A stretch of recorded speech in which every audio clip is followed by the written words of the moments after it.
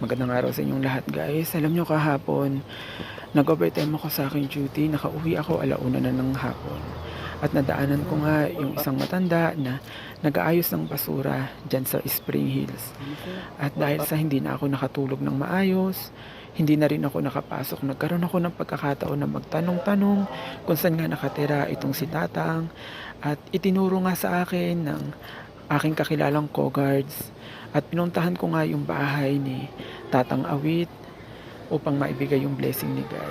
Ito guys, alam nyo na naiyak siya, natuwa siya sa aking binigay sa kanya. Hindi na ako nagtanong patungkol sa kanyang buhay.